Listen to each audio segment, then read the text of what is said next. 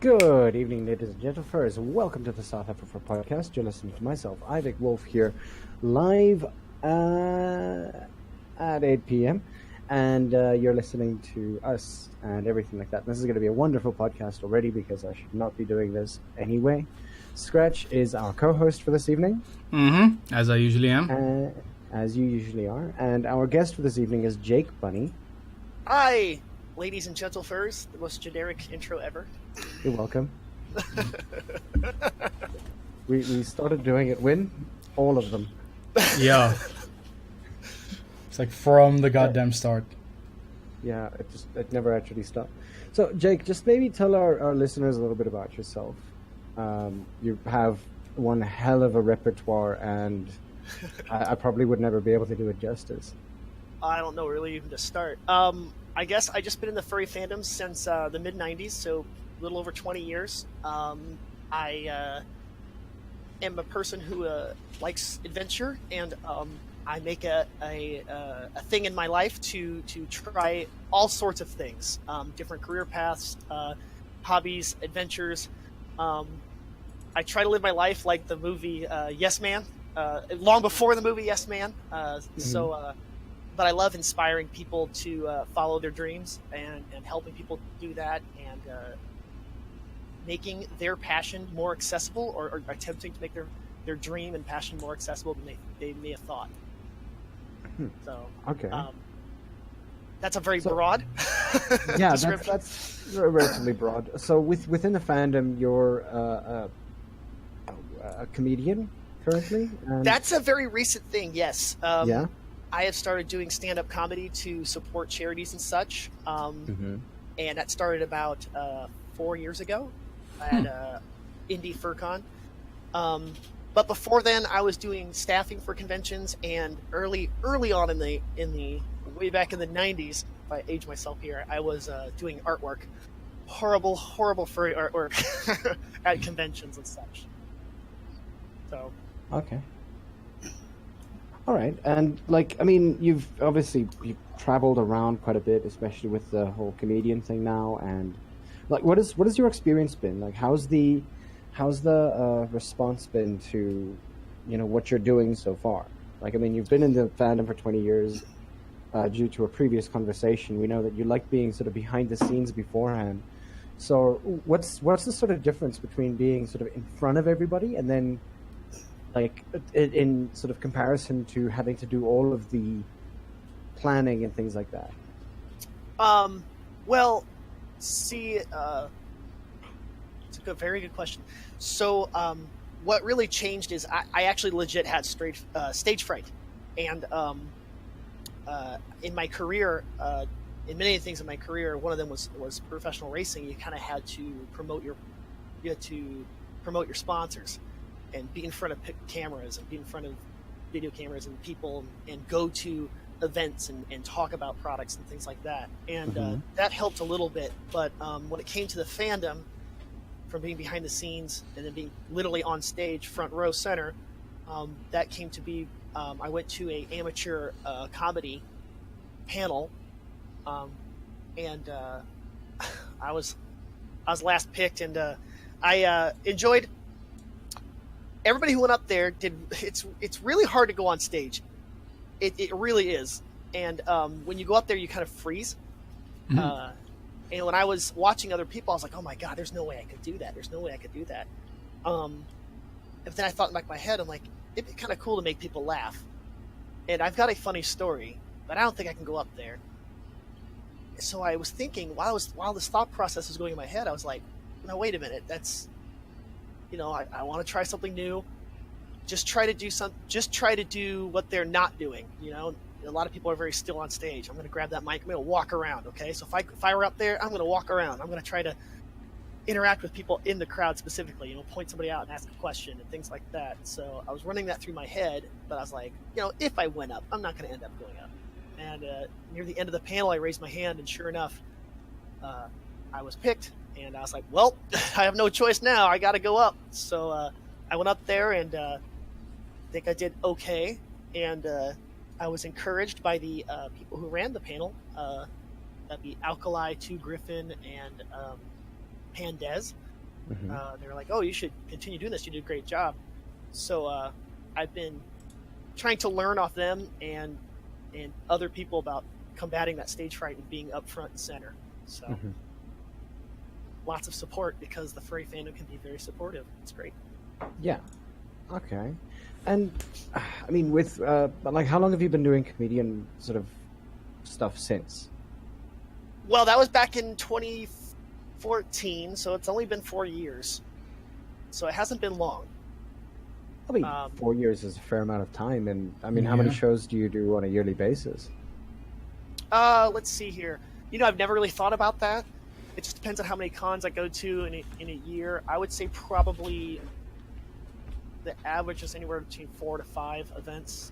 But at each con, I'm usually doing a couple panels, so it's not just the amateur hour. Sometimes I go up and open. Sometimes I'll do Who's Lion, so on and so forth. That's a comedic panel that's done. I include that in the count. Okay.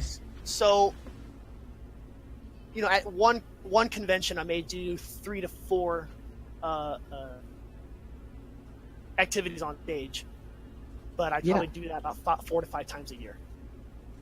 Okay. And what was the sort of transition like? I mean, like, I know that with the racing, which we'll get to at some point, because like I'm pretty sure that there's a whole bunch of people who are interested at least in that. Of course, there's. I can definitely talk about that. Yeah, I mean, like, but how? Like, do you still get stage fright getting up before, like, in front of a whole bunch of people that you might not necessarily know? Is that still a problem for you, or? Oh, absolutely, yes, absolutely. But you have to push through it. But what's great is just hearing the people laugh. And one of the tricks that I like to do is, I shouldn't say tricks. I like comedians that interact with the crowd. There are types of comedians that do their routine and they wait for a response. But you'll see those comedians that will be like, "Oh man, I'm in St. Louis. How's it going? Let me hear the St. Louis people." And they're like, "Oh, all right." And you'd be like, you point to somebody, "Oh, you're from St. Louis? When are you going to change your roads?" Like seriously, the potholes are insane here, and that engages the crowd a little bit more. And that makes it easier for me. If I get a chance to do that and I get that interaction, then that, for me, that just makes it a lot easier. If I get a couple of those interactions through my set, I'm happy. I'm good. I can just attempt to focus on what my routine is. Which actually is usually just stuff I've encountered through my different careers. Okay, that's actually pretty interesting. So, like, I don't know. Obviously, neither myself or Scratch. I don't know about Scratch. Scratch tends to be a lot funnier than I am most days. But what kind of humor do you actually do? Like, is it self-deprecating? There's like a whole sort of repertoire of different types of, jokes that you can throw out there. The furry fandom is in and of itself just like one. It's a package full of cringe. Like, you can very easily find stuff to joke about in the furry fandom, I feel. That's very true. And that's the hard part. That's the struggle I try, and I'm still developing in my routines, is that I like to tell funny experiences from either my career or daily life. And if you look at many comedians, that's a big basis of what they do. The hard part is tying furry into that, but most of my stories are pretty much self-deprecating because I am short. I am a tiny little dude. I have a high-pitched voice. I look younger than I am. So through my experience working for large companies, that has brought some interesting interactions in those careers. So, I don't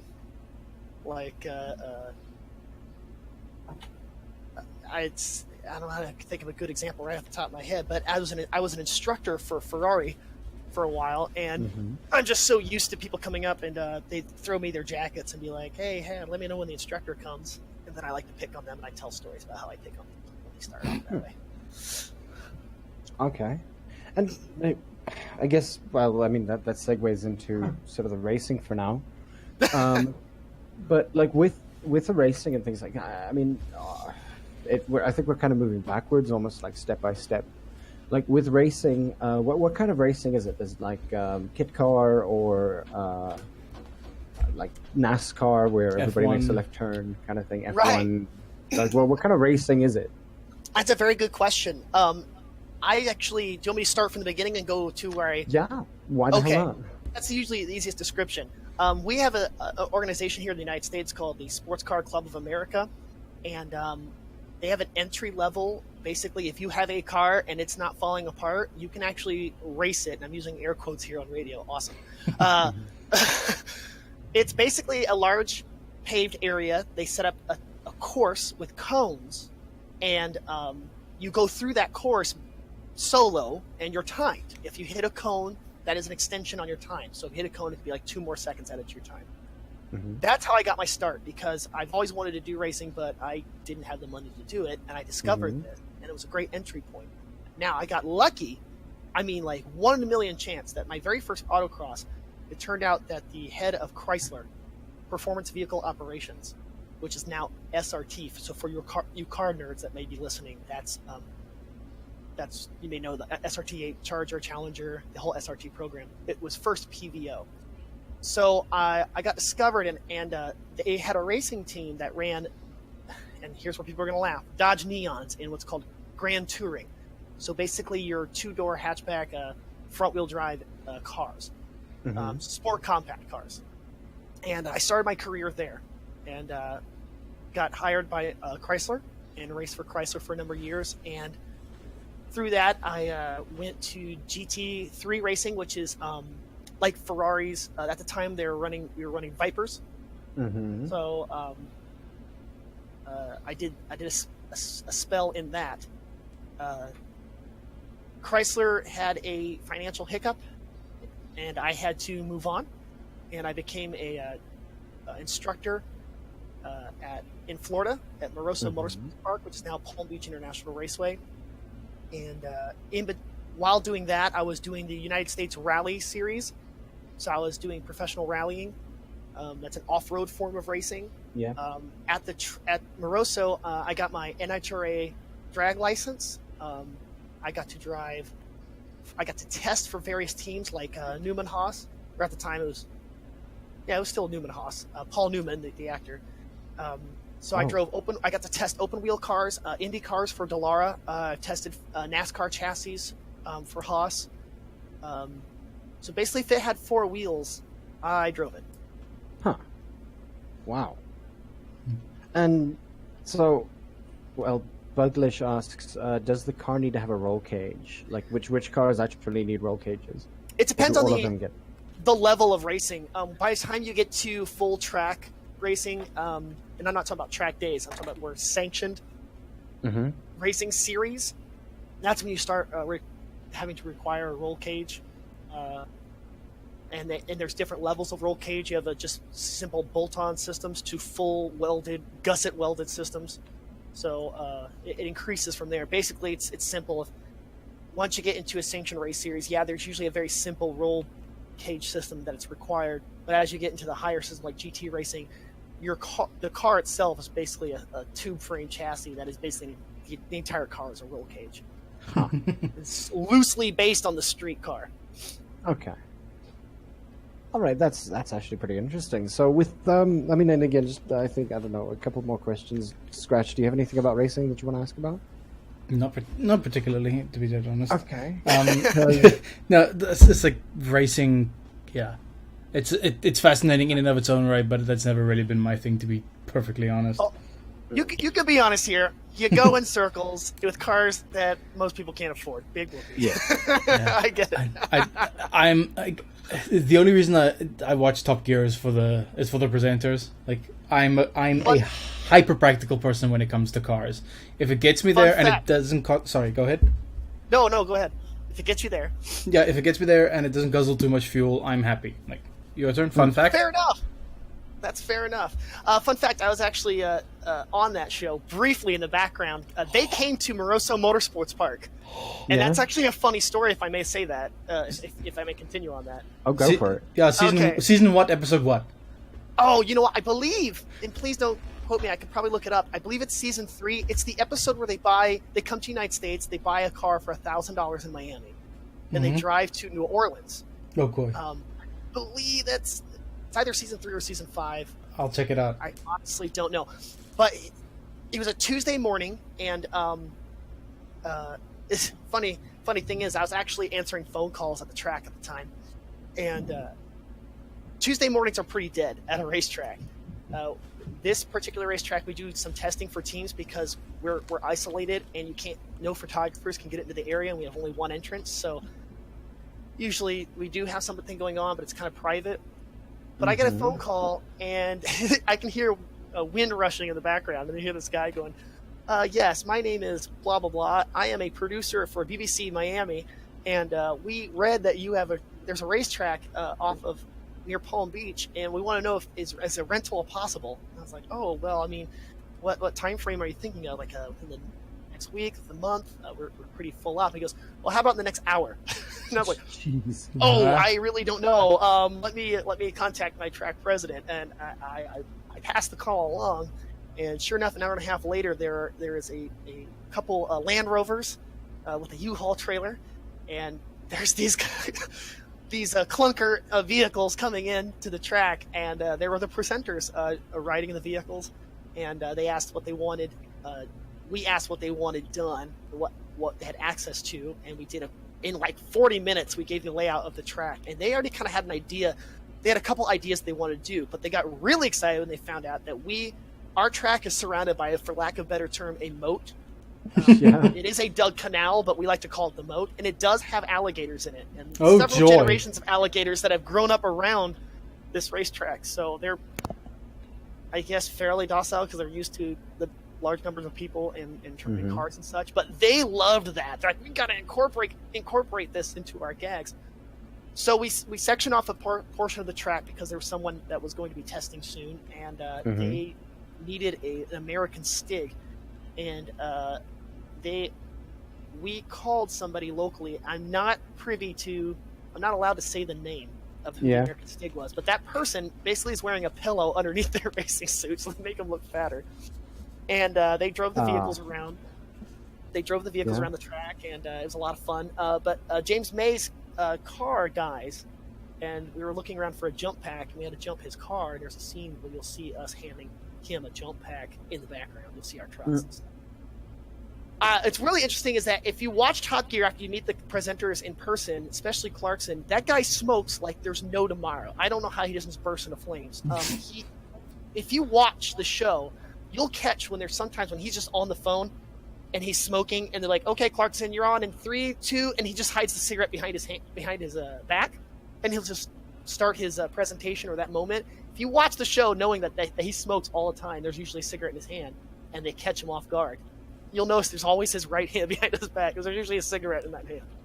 No ways. Yeah, the minute the camera would go off, they were on their phones and they were smoking. Like, just especially Clarkson. He was just smoking like crazy. They all disperse and be on their phones. Thank you for giving me something to watch. But they were super nice. They were there for about 3 hours, and then they bounced. They were gone. Wow. For what turn? Well, how long was the skit in the show? Like 10 minutes? 5 minutes? I would say that. Yeah, actually, man, I haven't watched it in like 4.5 years or so. But yeah, it's about that long. Nice. But it's kind of neat that we had like almost no warning. The best part was, the good thing was that they kind of already had an idea what they wanted to do. That they Google Maps was kind of a newer thing. So apparently they were at their hotel and they looked at the layout of our track. They kind of had they used their Stig concept, so they were pretty much ready to go. The thing that improv was they were driving from a certain speed, and then they had to brake at the braking point and hope that they didn't go into the moat. The moat. Yeah. So okay. But the section they were in had no alligators. So there's your spoiler part right there. Damn. Okay.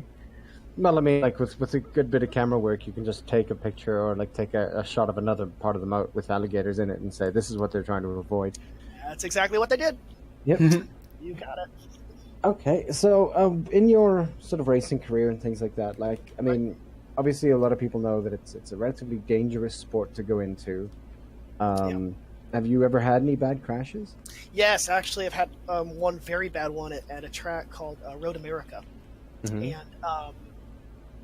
so I mean, I've had a few crashes, but this one was pretty gnarly in the sense of it was a Neon, which is if you're unfamiliar, it's a sport compact car, 4 cylinders, front engine, and we were doing a multi-class race. So that means you race with cars. You know, here I am in a little tiny sport compact car, and we're on track with like Corvettes, BMWs, much larger class cars, even cars that are smaller class than us, like Miatas.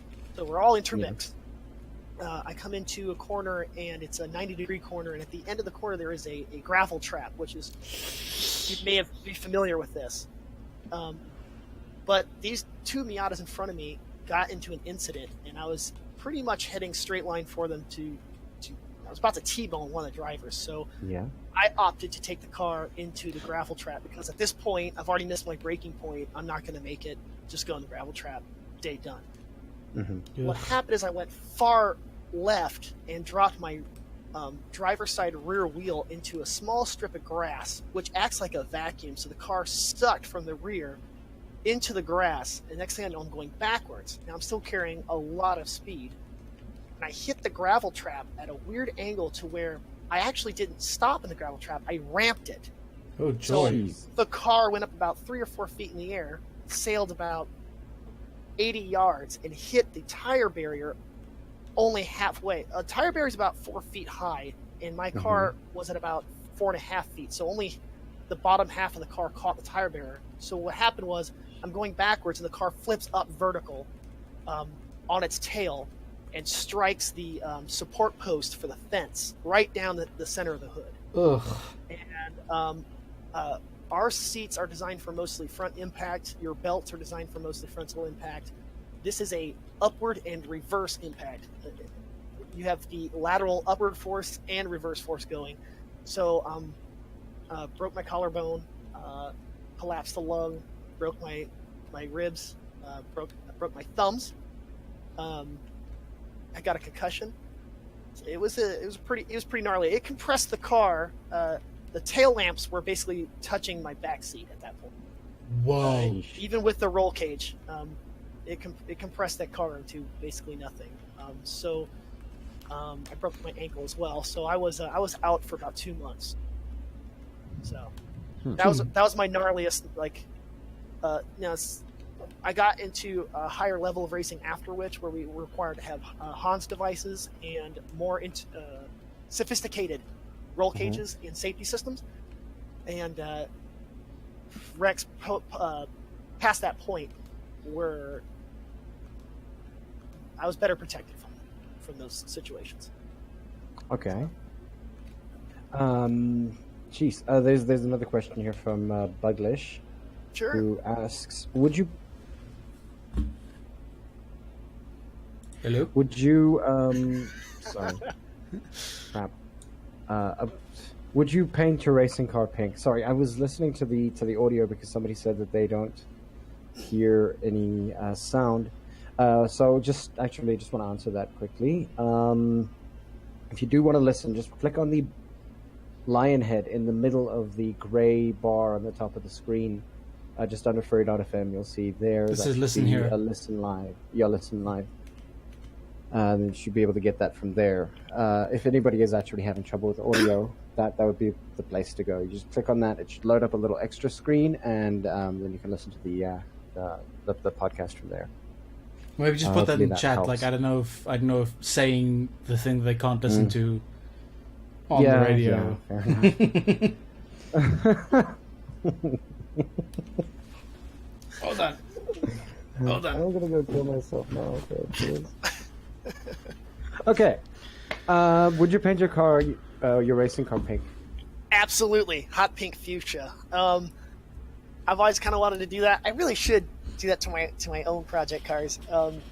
I did get the chance to run the Ferrari Challenge, and I ran with a team that had 2 cars, but the cars had a similar livery or paint scheme.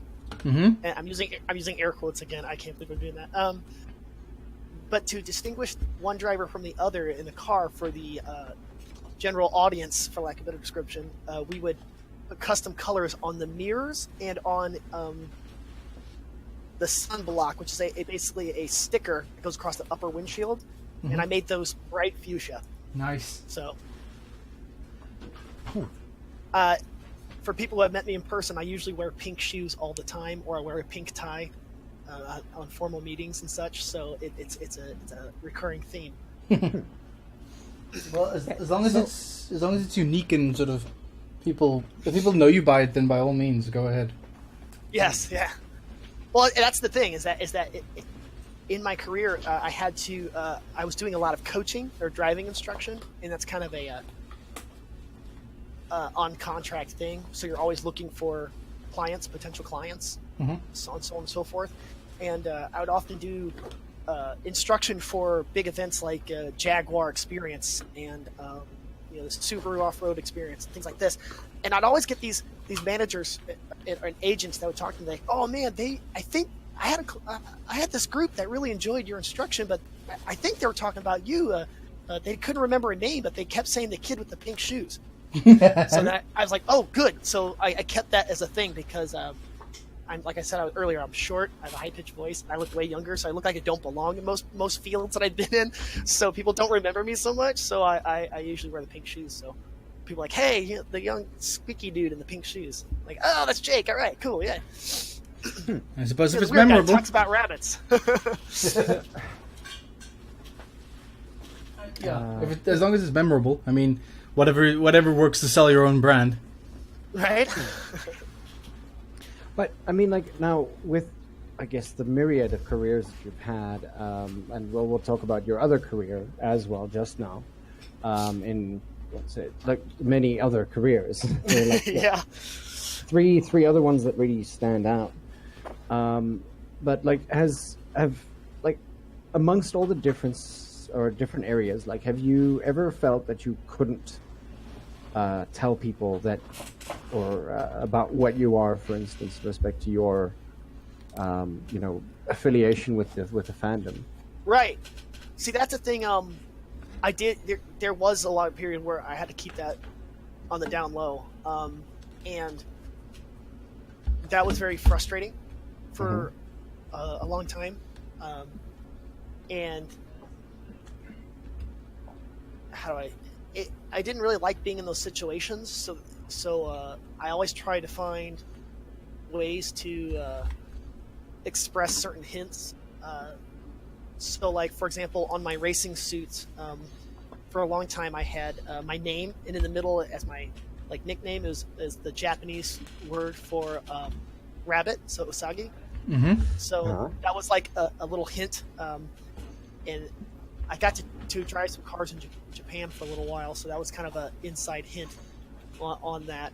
But later in more recent years, I have actually brought some of the furry fandom world into my career, and my career into the furry fandom world. For example, I worked for Ferrari for a number of years, and at a convention a few years back, I had brought 2 Ferraris to the convention to support the theme and to raise charity money, and that ended up leading me. The client that I have that helped me work with getting these Ferraris to the convention later gave me a job, and I'm currently working for that client, and he wants me to. He doesn't understand furry. He was invited to come. He saw it. He was like, "Oh, this is a wild thing," but you know what? People are having fun, and you raise money for charity. That's all that matters. And so he makes sure that I go to conventions. He schedules it in my work to go to these conventions and raise money. So in my more current career paths, it's been more integrated than in the past, where I had to kind of, no, I don't know what furry is. No. Okay. So, I mean, I'm trying to get the itinerary right here. So, you also are or were a airline pilot. Correct. Yes. So. I mean, as far as we are right now, comedian is, I think, one of your latest things. Yep. And I'm assuming it was race car driver and then pilot. It's a little bit of a mix. When it comes to professional pilot, that did come later. I've always had an interest in aviation, or anything with an engine for that matter. Yeah. And I got my pilot's license at a young age, but I didn't go to get my full ATPL or airline transport pilot's license until far later. So I did instruction when I was like 14, got my PPL much later.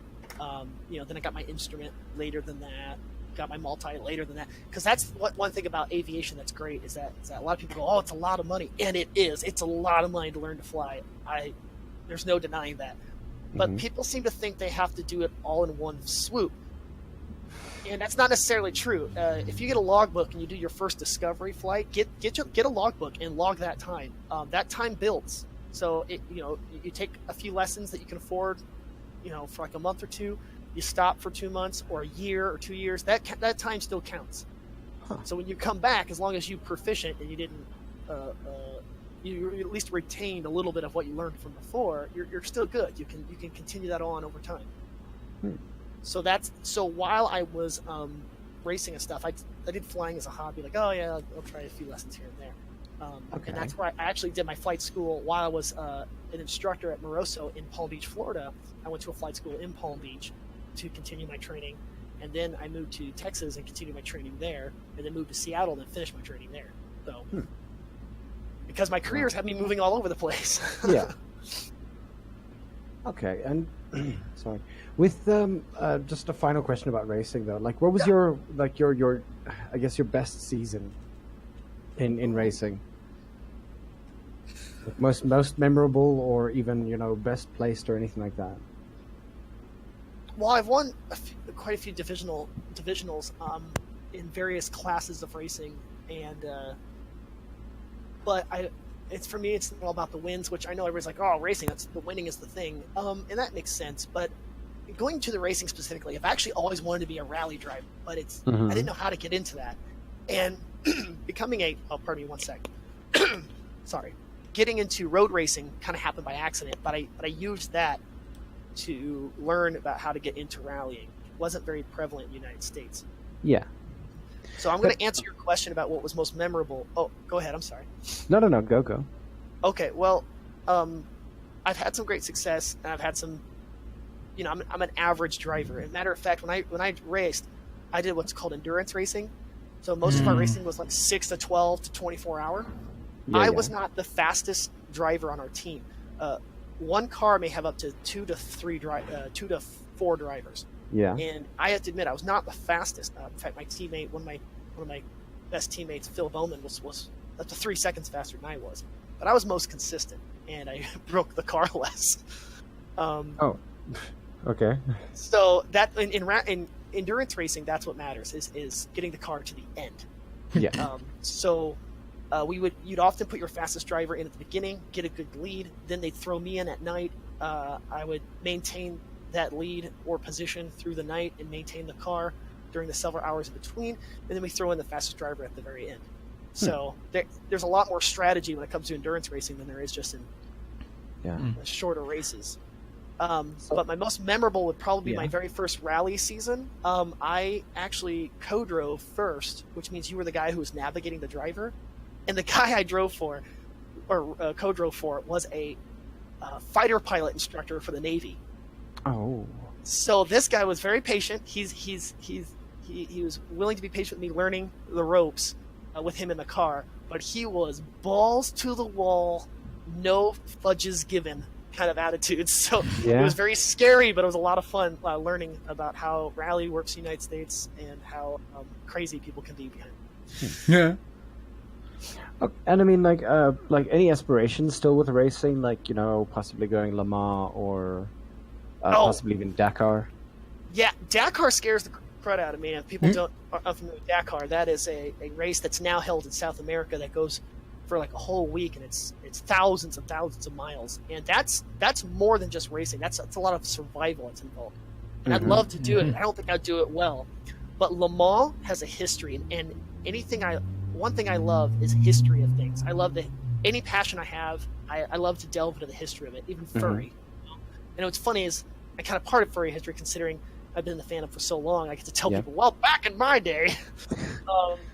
But Le Mans has a history when it comes to racing that is just so if you're a fan of racing, you get it.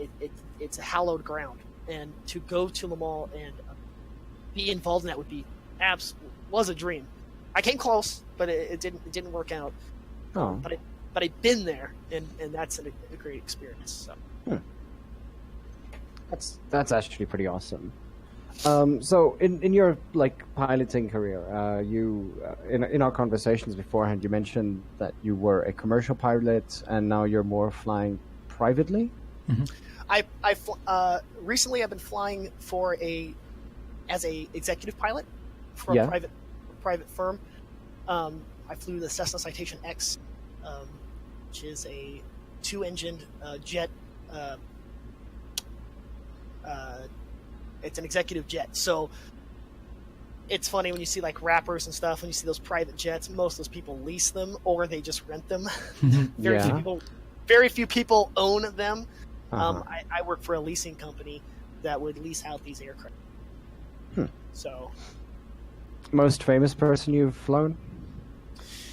The Williams sisters, Serena and Venus Williams. Nice. That people would probably know more than others. I've flown producers, but most people don't know producers by name. So, fair enough. But when it comes to straight up recognition, that would probably be the top of the list. Most of my clientele are just corporate. Okay. Corporate entities. Big wigs for company. Okay. And so and then your actual commercial flying, what who did you fly for then? Southwest Airlines. Southwest. Okay. Yep. I know that's a regional airline for those out there. That's a line. They fly exclusively the 737 family of airframes. Mm-hmm. I did not care for that much. It was a little too routine. I found the environment to be very toxic in the sense of when I do something, flying, stand-up comedy, the furry fandom. I have a true passion for it. I love things that energize that passion. And in my personal experience, hanging around with airline pilots who want to complain about union work and their flight routes and this and so on and so forth, it sucks the fun. As soon as something's not fun for me, I'll bounce, and that's one of the reasons why I have so many careers. And I know a lot of people are like, well, that's a irresponsible, not adult way to look at it. And I'm like, hey, life's short. Experience a lot of things. If it's not one for me, I don't need to stick in this rut. I'll do something. So that's why. I understand that.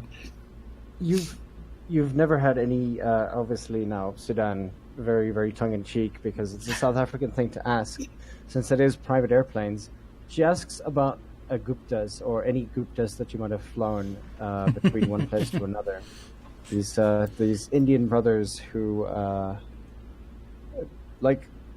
think I remember mentioning this to you, where there was a private jet that flew into our military airspace and then landed in on our sort of Waterkloof runway. Oh yeah, military base runway. Military base, yeah. Is it a military base? No, it's an Air Force base. Air Force. Sorry, apologies. Yeah. And yeah. I guess I don't fully understand the point or the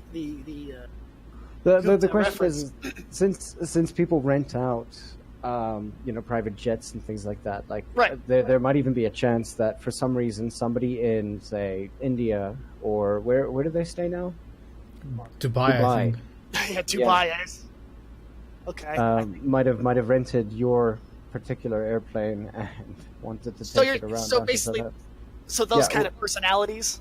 I think I get where you're going. I run into that a lot. I get a lot of people that are like, there's people who lease corporate aircraft and they use it more as a business use often, so they understand the routine. They understand they expect certain things. And, But when it comes to the people who are who have the money and they're flying more for pleasure, they have no clue. We'll be in a flight and they'll be like, "Oh, you know what? Hey, pilot, I want to change my plan and I want to go to Miami instead." No. Whoa, wait a minute. we don't change our flight at 34,000 feet on a whim. That's not Yeah, no. how this works. It takes hours of flight planning to get where you wanted to go in the first place. We don't deviate in the middle. But most of the time, we don't interact with passengers. When you lease with us, there's a pretty written rule when it comes to the flight. Any concerns you have on the flight, on destination, and the requirements that you need at the end during pre-flight and post-flight are agreed upon and set out before flight. And while we're in flight, the interaction is pretty limited. It depends on the customer at hand. 'Cause if I fly those type of quote Guptas, using air quotes, great. Usually shut the door and limit the contact. But if it's familiar clients that we have often, and we built a rapport, I'll leave the door. I'll leave the door open. They might come in. Hey, how's it going? Chat. Yeah, well, it's understandable. Hey.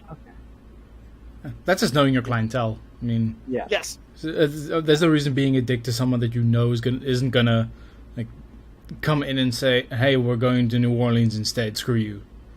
Yeah. Because I mean, there was what was it? Now recently, because these Guptas in South Africa are wanted men currently.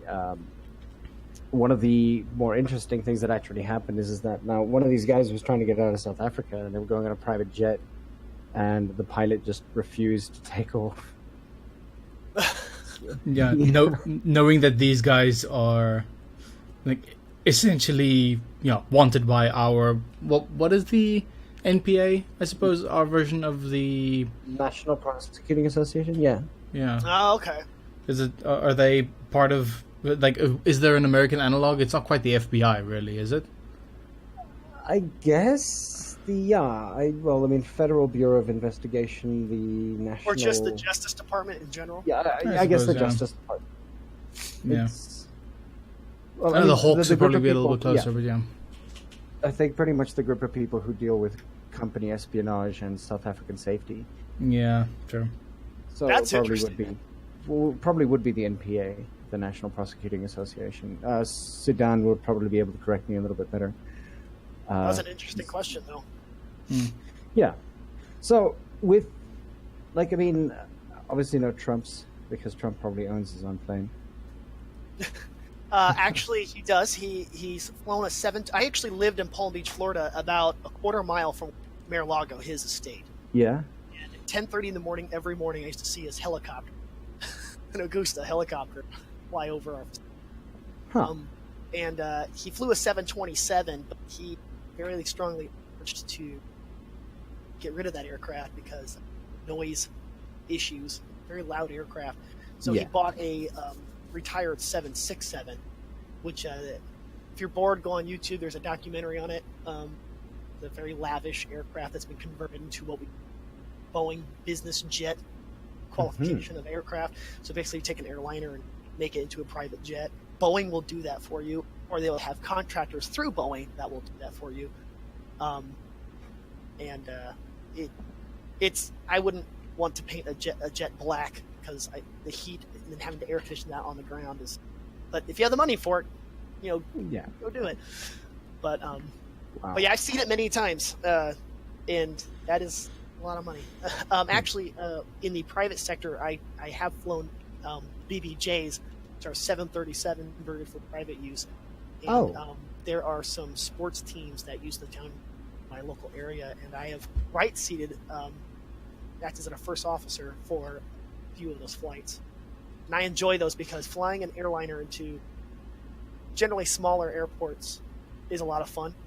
And you actually have to fly the aircraft because you can do non-standard ILS approaches and stuff with an aircraft of that size. And it will do it. It's just a lot of fun because you don't normally see that. And it's great to go to these small airports and you're coming by their FBO, their field office, and you're 20 feet higher than their actual little shack that they have at these airports. Yeah. So it's like a full-scale commuter airliner being used for what, 20 odd people? Yep. Nice. Yep. Yeah.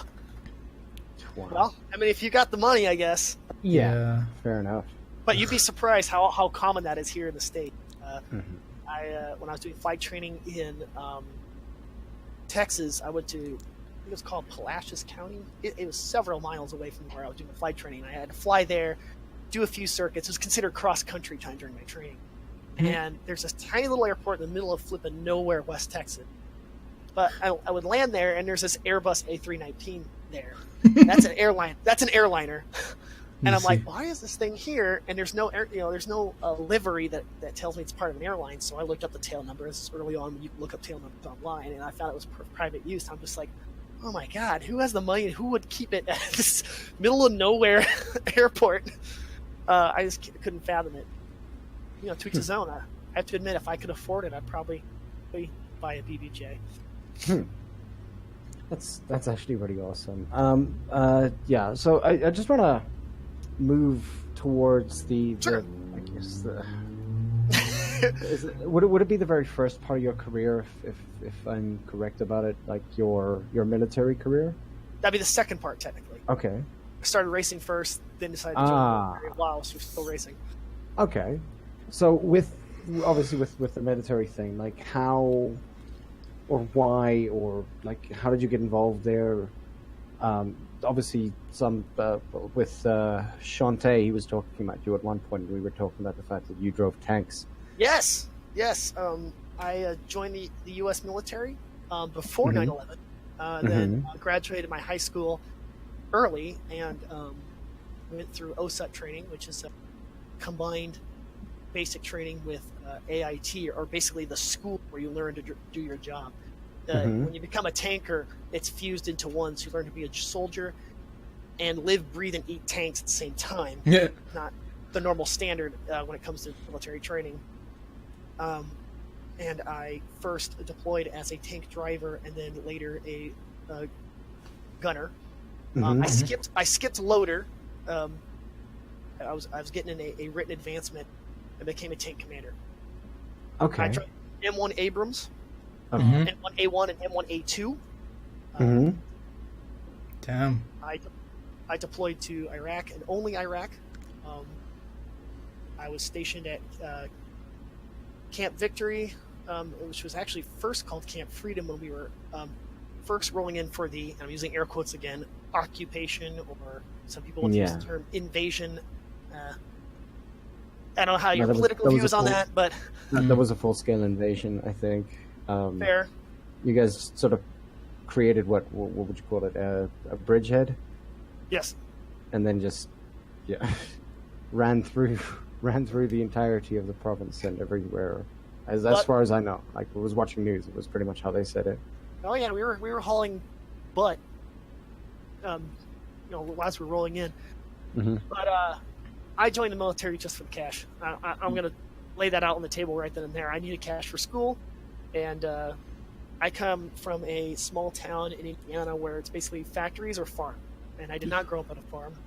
My father worked in the auto industry, and I wanted to be involved in the auto industry in a different direction, if you know what I mean. Yeah. So military was the way to go.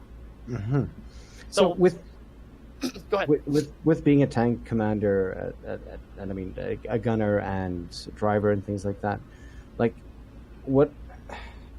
This might be a tough question. Okay. Like, in essence, what's it like? What's it like having to sort of face the idea of battle every single time you go out? Well, you didn't know what to expect. I was with a unit that was, we supported special forces units, and we did things a little different than the standard armored divisions.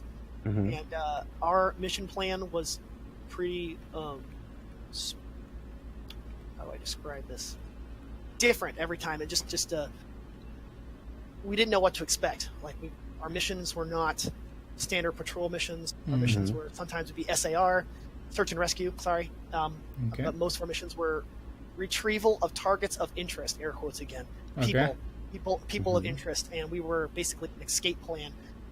And if you're familiar with the film Black Hawk Down, that incident was basically they had an extraction plan that failed, and they had no plan B. So we were plan B. So when we went out, we set up a perimeter or prepared for a possible extraction. Sometimes it would happen, sometimes it wouldn't. When that extraction would happen, you really had no idea what we'd be facing, because this operation would not be so public or in our circles. So we wouldn't know what the details of the operation until last minute. But No. I equate it to, you would think that, to answer more specifically your question, how does it, or what's that like? Well, the one thing about being a tanker is that you're very close knit with your crew. And if you can imagine being with your best furry friends, you're like, oh, we're going to go to a furry con, and this is great, but you don't know exactly what you're expecting. And you all cram into a car, and you're in that car for like 3 days. It's like, oh man, I better choose who I want to be in this car with for a long time. But you become very close knit, and you make these bonds, so that helps in being preparing you for whatever the heck comes your way. Fair point. I hope that answers your question well enough.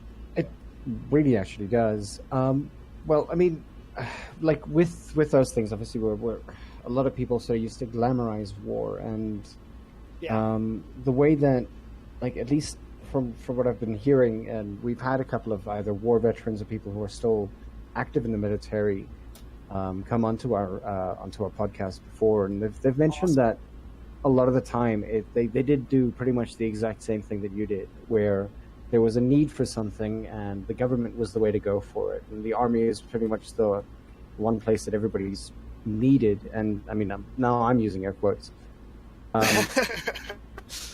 Nearly everybody can get a job in the army, kind of, I think. Yeah. Well, the funny story is the army thing. Well, I think it's funny. The army thing is kind of closely related to my interest in automotive. I have now the M1 Abrams runs on a. Am I still here? Yep, you're here. Okay, I'm sorry. I was getting a notification I was disconnected. Sorry. The M1 Abrams runs on a gas turbine engine, for lack of a better term, a jet engine, that was licensed through Chrysler. Chrysler, who I raced for, if you want to go back to earlier in the podcast, Chrysler developed a program where they wanted to build turbine cars or jet engine powered cars. They sold this technology through General Dynamics, who they owned, and licensed it out to Honeywell. So basically, the engine in this tank is a 33% scaled up version of what was used in Chrysler turbine cars. And that's the only reason I went toward the Army, because when the Army was interested, I was like, I want to be a tanker. Oh, well, your ASVAB scores, you can do all this. No, I want to be a tanker. Well, you can actually do it. No, I want to be a tanker. And they said, well, we don't have any tanker openings. Cool, not interested. And they called me for 10 weeks, and I'm like, you got a tanker opening? They're like, well, no, it's kind of full up right now, but we got this. I'm like, not interested. So most of my family's military history is in the Navy, and I don't like water, so. Understandable. Yeah, Should have been a cat. Yeah. So, but there's a tie-in there because of the history of me racing for Chrysler, and there's a lot of Chrysler history in my family. I was like, oh, cool! This is basically a bigger version of a PT Cruiser. I like to joke. People off. Yeah. That's a really horrible car for those people who don't know. Yeah, it's a terrifying looking car. I know that we had somebody who lived up the road from us who had one of the limited edition PT Cruisers, and which is hilarious because that's the most produced edition. Yeah. Wow. It's horrifying. And that's actually a neon, basically. Yeah. Huh. So, I mean, like, with active duty and being shipped out and things like that, like, I mean, like, there's a whole bunch of stories about things like PTSD and all that kind of stuff. I'm not necessarily sure whether you were active in respect to the kind of things that you did as a tanker. But, I mean, and I know that I'm touching on, like, what could be considered to be a very, very sensitive topic, but, like, how would one handle that? How would you or any of your, I think, crewmates, like, handle something like, losing a particular tank or losing this group or losing that group? Like, how did that sort of affect you? It was, we had a unit we lost our first unit. Let me backtrack here because it is actually a very sensitive subject. Dealing with death was pretty pretty difficult. And it was very frustrating for me because the very first death in our squadron was actually pretty much done for a stupid reason. Mm-hmm. For whatever reason, we had a driver that had his hatch open, was shot, and the vehicle plunged off a bridge into the Euphrates River. The tank rolled over upside down, and the crew drowned. Ugh. But no one can explain why would you go into a combat theater during a combat operation with your hatch open. That's 101. You don't do that. I mean, you don't have to be in the military to be thinking. If you're in a tank, in battle, would you want to have your hatch open? No. And when we still don't, no one knows why the heck that happened. And that was when there was the first, like, you can't go in the be deployed into a war and not expect to sit there on the plane as you're flying over and sit there and look at all these soldiers in the aircraft and go, I might not see some of these people. But the hardest part was when they die for stupid negligence. Yeah. That was extremely frustrating because that wasn't the only incident of negligence. Now, in non-negligent situations, I mean, it'd be silly, in my opinion, and a lot of people don't see this the same as I do, is that it's the Army military. If you don't at least have some conscious concept that you may die, or the person next to you may die, you shouldn't be deploying, because that's just the reality of the situation. Even though when I signed up, that was pre 9/11, pre-invasion. I thought about it for a long time. I had a grandfather who was in World War II. I'm sorry, both my grandfathers were in World War II. And if you don't think about those things, you should not be signing that paper. To be honest. Yeah. I mean, come on, we're the United States. We're at war all the time. So sadly, we are. I'm not a big fan of that, but it's a reality. And there's people who I see sign up, and they just see it as, I'm going to be a soldier. And I'm like, do you know what that means? You are volunteering your skills and life for a cause. So you better believe in that cause when you sign that document. So that's my opinion on that without getting into the darker end of it, if I can say. Yeah, it's understandable. Yeah. I mean, you're faced with your own sort of the mortality of everyone around you all day, every day. That must take a toll on everybody involved. Yes. And everybody has dealt with it in different ways. And if anything, I can say that the furry fandom has me out of some dark periods in my life.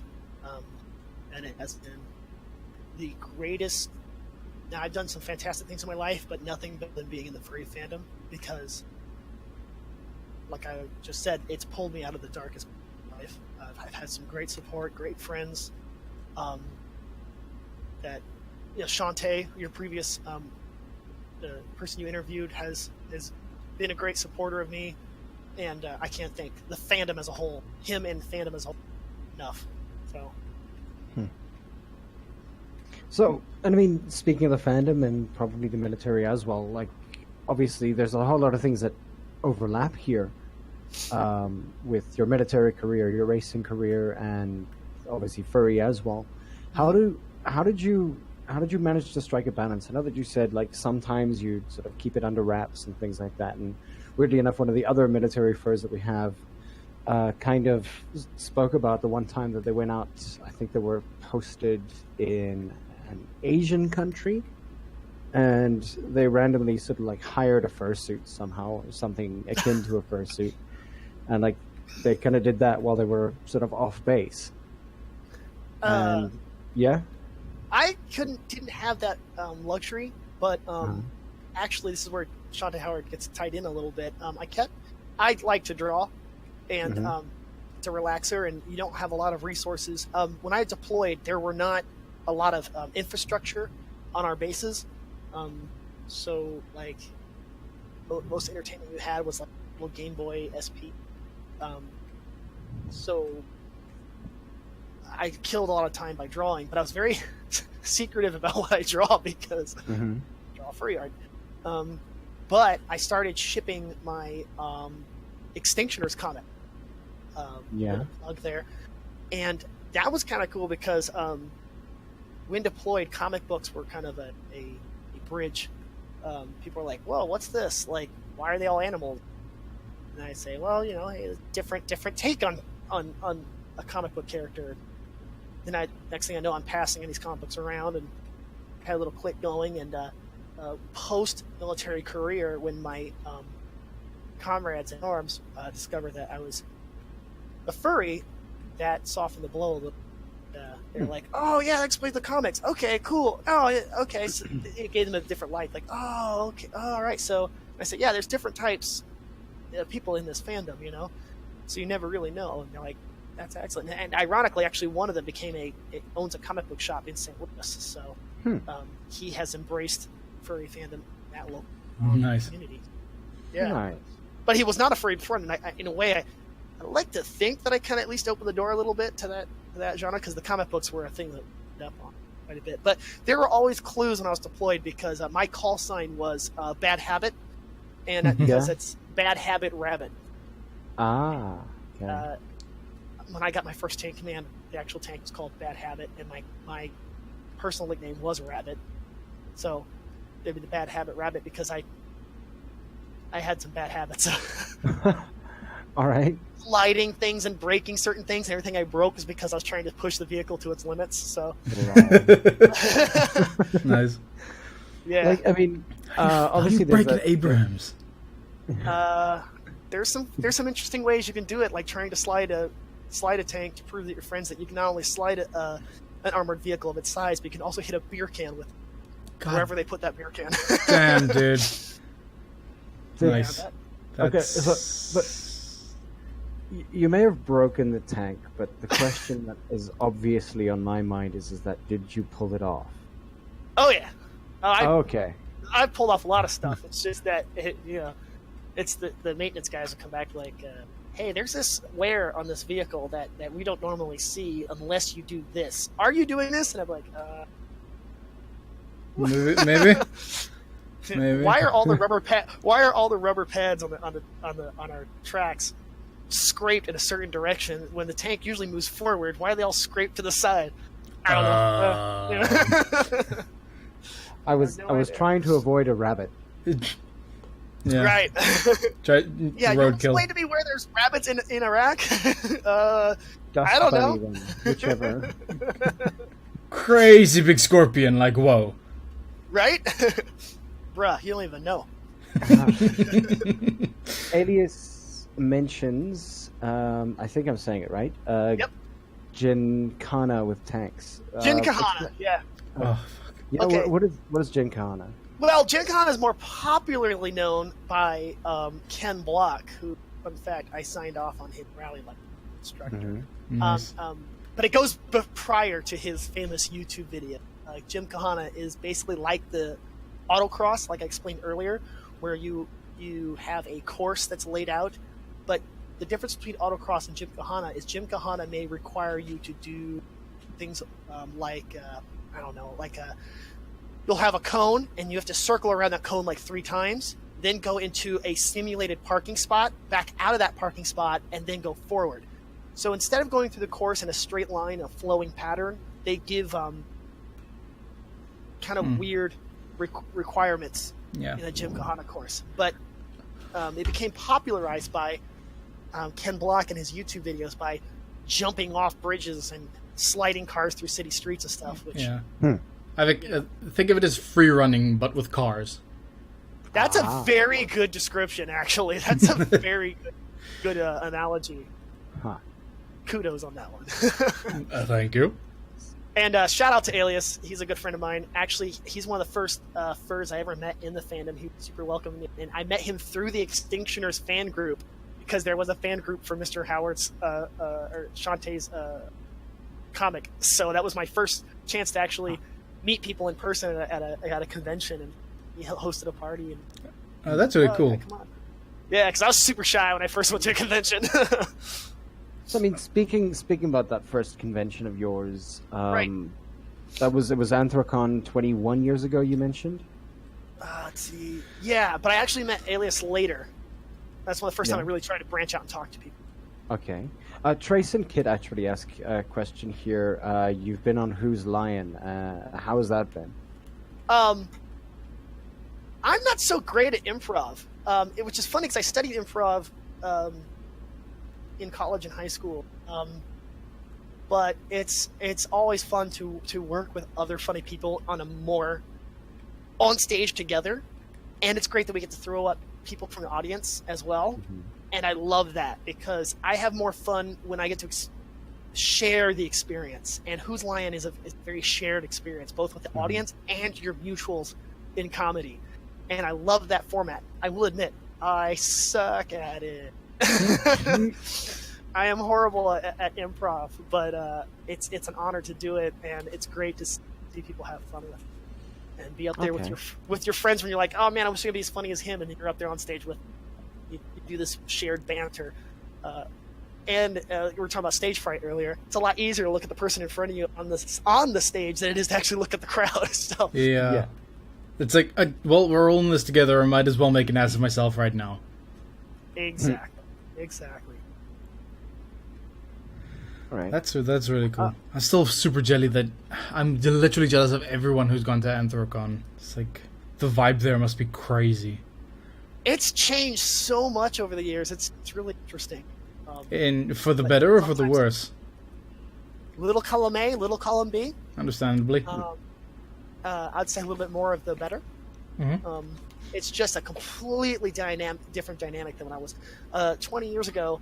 When I went to a convention, the age demographic was like low to mid 30s and up. Mm-hmm. Mm-hmm. Like you saw almost no one in the age group, and I was a teenager, so I was a minor. That one minor.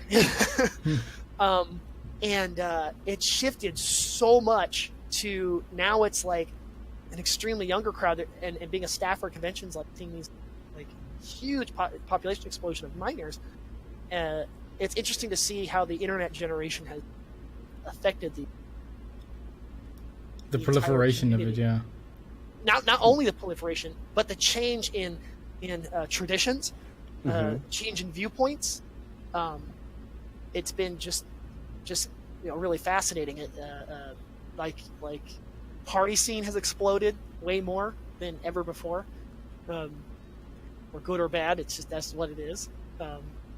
Back in the day, there wasn't that much partying, so like you could walk around at a convention at like 10 o'clock at night and it'd be pretty quiet. You know, there'd be like a few people just murmuring in the hallways and just having a casual chat. And nowadays, you walk around in the convention at 10 o'clock at night and it's a lot of people, different libations have indulged quite a bit. Mm-hmm. So it's interesting. It's been really interesting. That's pretty cool. And what's great is I look so much younger than I am. You haven't been they're like, oh, I'm a veteran. I've been into this is like my fourth convention. My fourth convention this year, and I was going to conventions before you were. So it's like, well, if you're a veteran, It's like but partying with the embryos of the fandom. right, it's getting to that point. Yeah, but it's fun. It's fun. Yeah, I mean, and again, being in the fandom as long as you have, and I guess this is probably a very good time to sort of just segue towards this. But I mean, there have been almost these sort of massive breaks within the fandom at times. I mean, you're looking at the burn fur movement of the early 2000s. There was obviously now recently there's a massive sort of, I guess, just social media war going on between two separate sort of sides of a thing.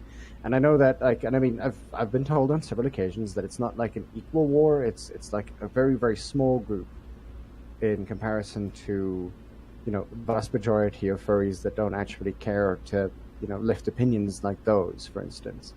Like how does one sort of deal with that on like a daily basis? Like this idea of having to, I guess, being a person who is at some point a personality, and this might go for anybody who's listening at some point. Like, if you're a furry personality, for instance, and at what point do you bite your tongue and go, I don't need to comment on this, for instance? like putting yourself into a position where you will either get vitriol from one side or another. I mean, there are furs here who you and I actually have spoken about on 2 or 3 occasions, but like where does one draw the line within the furry community? And I mean, you've mentioned before that like when you started, the community wasn't as politically inclined as it is now. Oh, yeah, absolutely. So, like, how do you deal with the way that things are currently changing? Well, for me, I have my own personal philosophy on it. So, if you want to hear that, that's the direction I would go.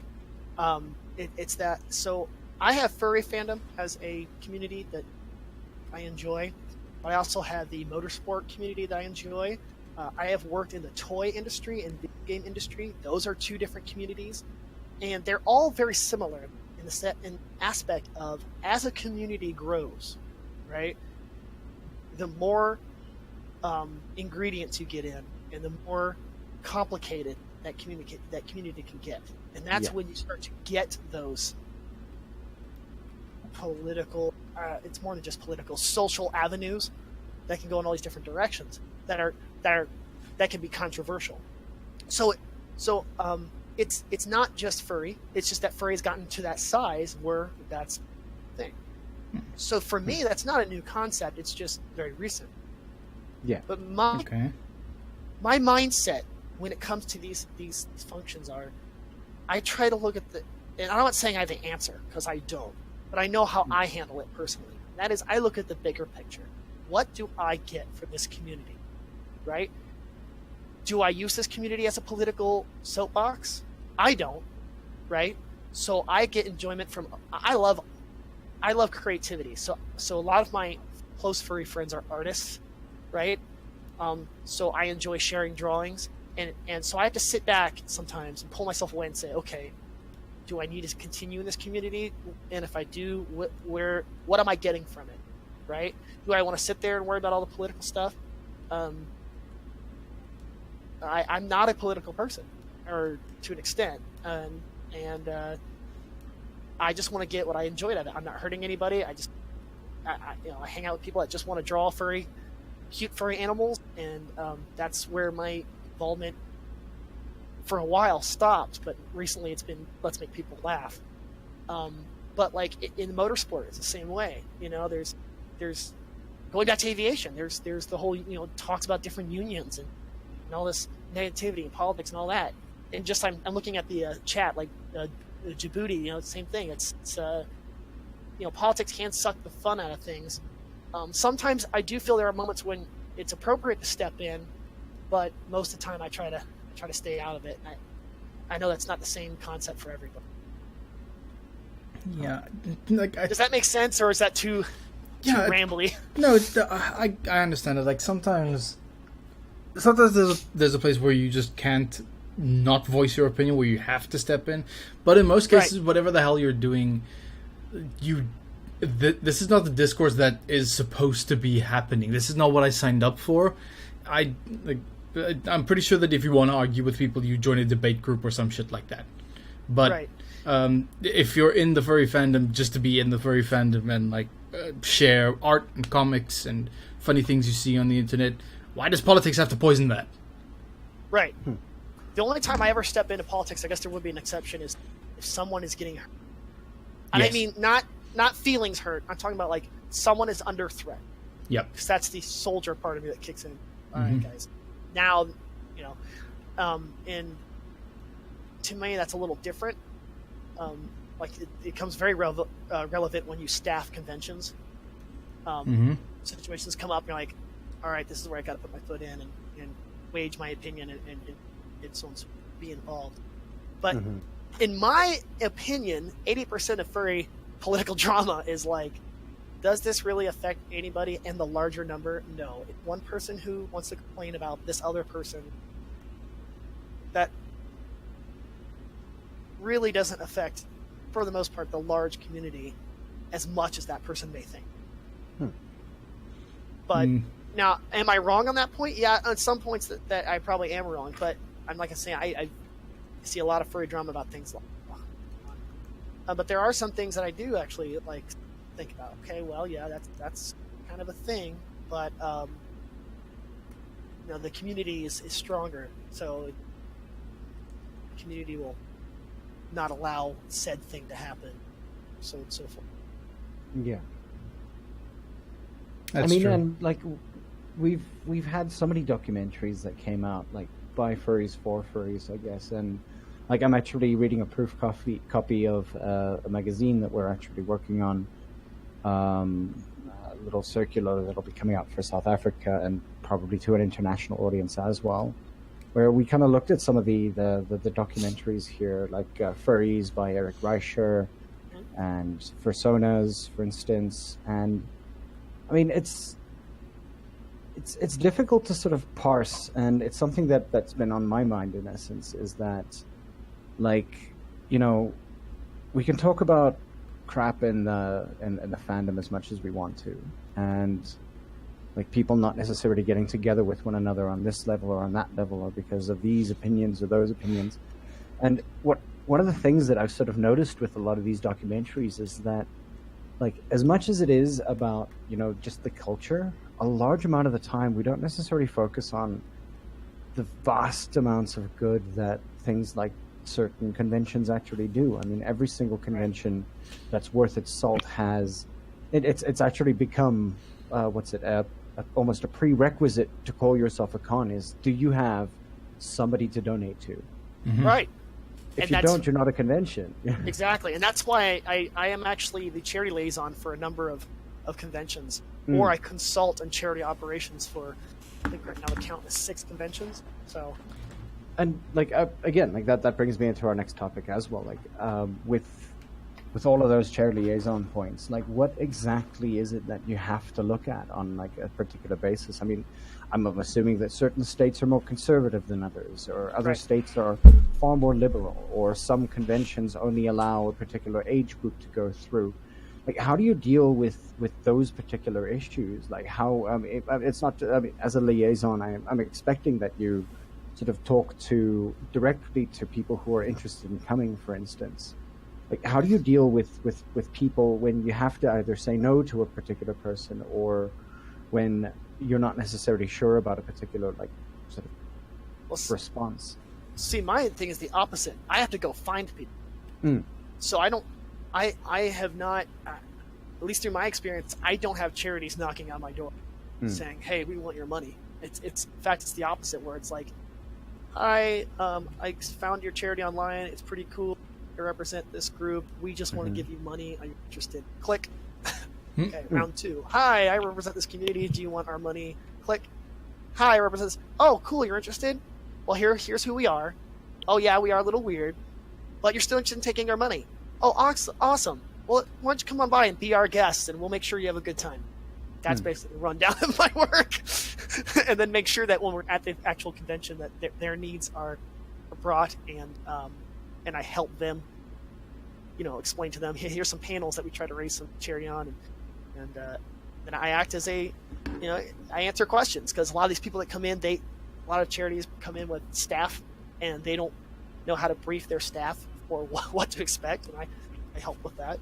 So you're gonna see people in fursuits, and they're gonna want to pet your animal. Really cool. And usually, once a charity comes to their first con, they're hooked.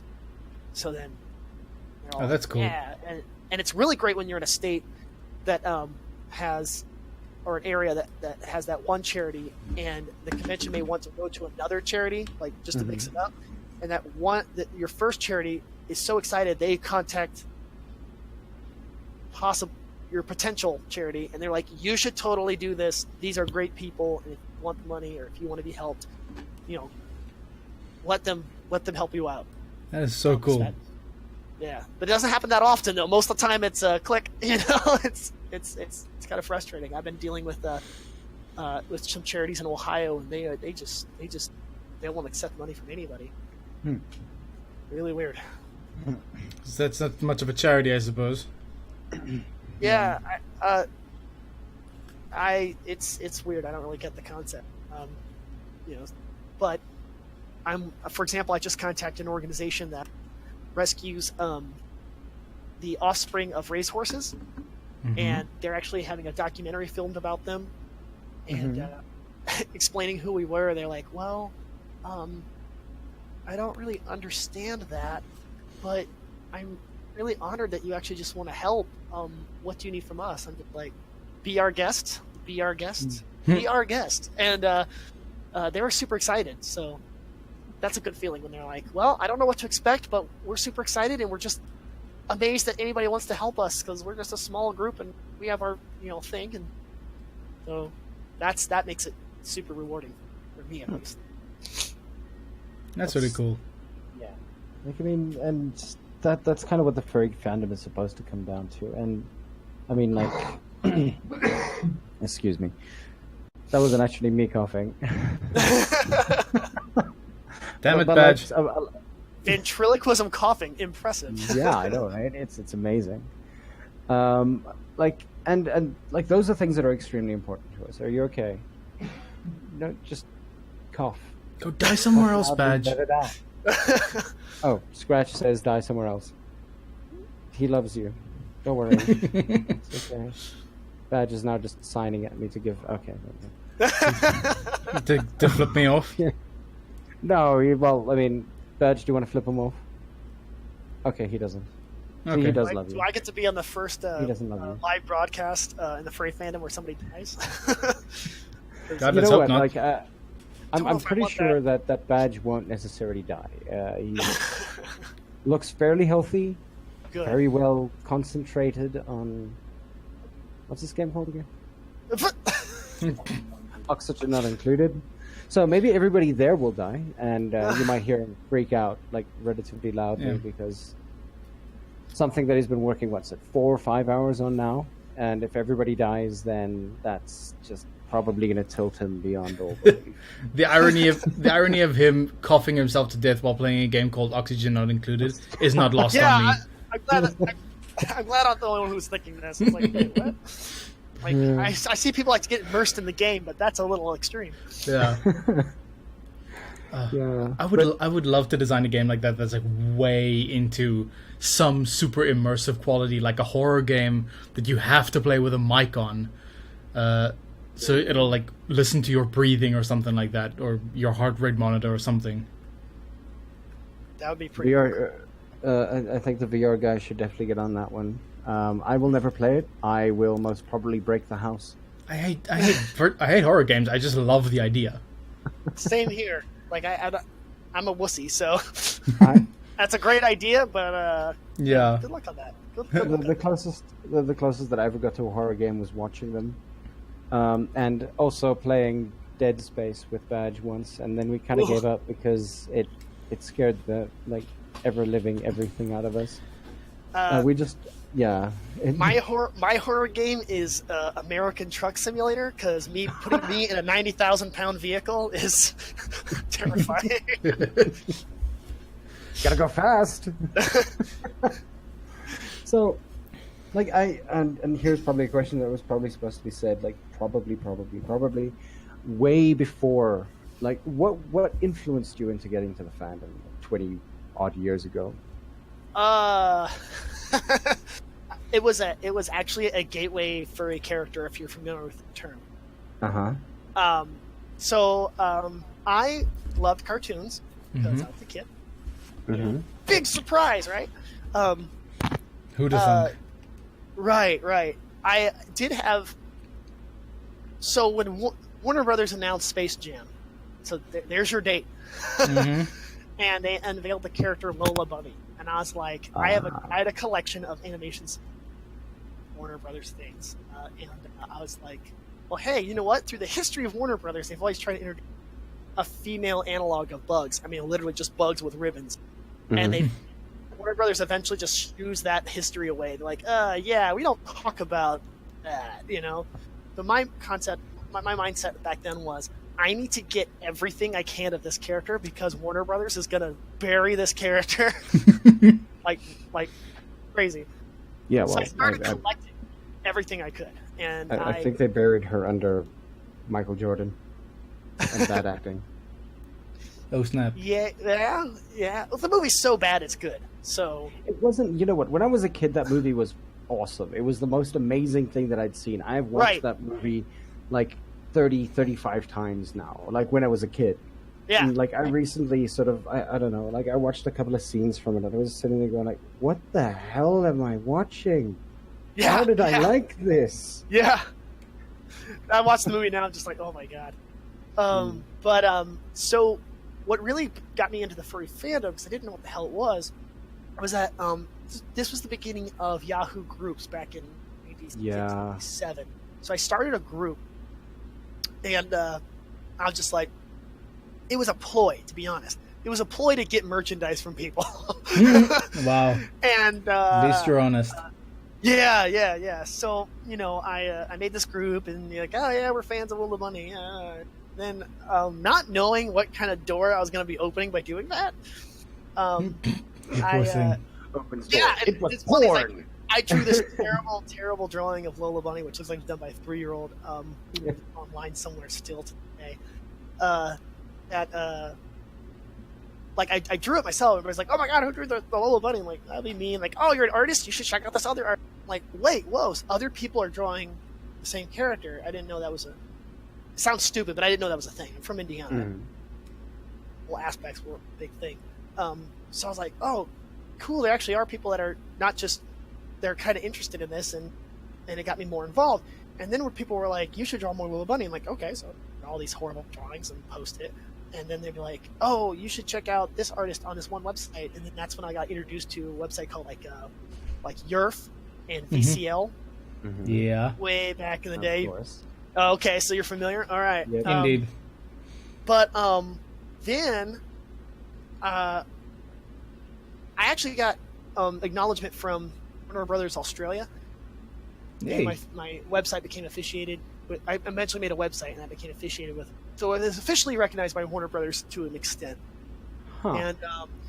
And then when that happened, I got contacted about having this collection of material, and it turned out that at the time, I had the largest collection of a single Warner Brothers character, and there was an interest on that, and there was an article that was made.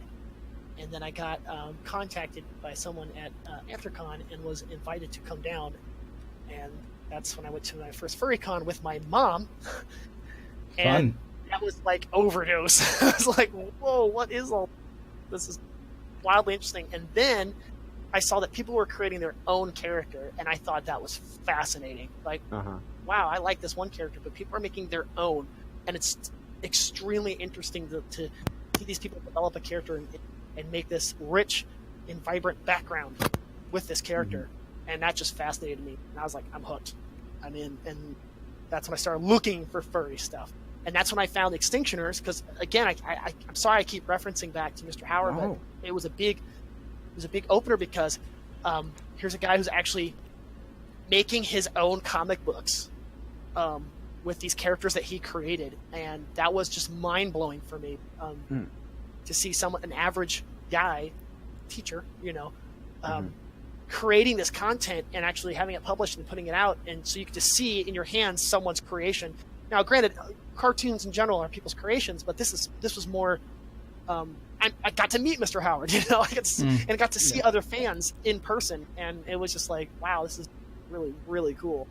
It's a little different than knowing a character that's made by Warner Brothers. It's different because I get to meet this person directly. So It's like a far more tactile experience. Right. Yeah. Yes, exactly. And so I got hooked, and then I went back to another Anthrocon, and then I met a person who's actually in our chat, Alias, and that really exploded there. My social interaction with more, because when I went to my first con, it's more like observing, like what? I hosted a panel, which I didn't know what a panel was at the time. Then finding a fan group of that comic book kind of helped me kind of get, I call putting my pool more directly, like getting in with the crowd, being part of the fandom rather than observing. That's awesome. Just been doing everything since. Yeah, I've been wanting to get more involved because when I toured the country trying to inspire people, again, like I said earlier, to follow their dreams. But one of the things to do when I get in my hobbies, like I got the job as an instructor at a racing track by actually answering phones and cleaning up beer bottles underneath the bleachers until my track, my supervisor found out that I raced for Chrysler. And he's like, "Why are you doing the beer bottle and answering phones when you could be an instructor?" It's like, I like to see how everything works. So when I got into furry fandom, I volunteered at cons. I wanted to see how the inner workings work. Like, how does this all tick? Like, how does this come to be? And it's opened my eyes to a lot of, how the inner workings of the fandom work. And I made some amazing friendships and relationships through it. But that's the kind of person I am. I delve into the background of whatever I need to go in a route that's not so common. Wow. And I'm assuming that gives you like a lot more depth of knowledge of whatever the hell you're busy with at that given time, whether it be furry or racing or flying or anything. And that's the thing I tell people, like, if I can deviate just a little bit, because it's a big passion of mine to help people get into anything. But I always tell people, like, oh, you want to get into music? Awesome. Go out there and just put your stuff out. But not only do that, meet people who record. Meet sound engineers. Talk to the people who set up stages. You learn so much from people who may not be directly doing what you want to do, but support what you do, or in the realm, that you learn so much. When I was DJing, I met a lot of producers and learned about how they recorded stuff, and learned how agents work, and made friends with a lot of agents, and thought that industry was really interesting. I ended up working in the toy industry because I wanted to see how it became, how certain toys came to be, because I have a fascination of the history of toys, and I ended up working at Lego as a design auditor for Lego, which is directly behind the scenes. And I love seeing how stuff works behind the scenes. Tinkering with things. That's really cool. So I treat everything like that: fandom, furry fandom, racing, whatever. When I am one of the instructors and board members for my local SCCA chapter. I like to help people get into motorsport in any way they want. So I actually am part of the group that helps form the SCCA, or behind the scenes. I'm the one who I go to meetings and help lay down rules, and make decisions that formulate the future of the local chapter of the Sports Car Club of America. So I like to get involved, but not too involved. Most of the time, I don't like to get board positions. I like just anything that will help support the group, make it function. So. Oh, still kudos. That's it. That is quite the repertoire you've built up, honestly. Yeah. So, yeah. Well, I like to express that's the reason I got to do so many things, because I meet all these people and they're like, wait, you're a pilot, you worked for Lego, you raced cars professionally, you're a tank driver, you did this, you did that, you do stand-up comedy. Like, there's no way you can do this stuff. It's like, it's because I may not do the one thing 100% of the time, but I either try it, I dip my toe in it, or I get involved in the behind the scenes that makes whatever that is happen.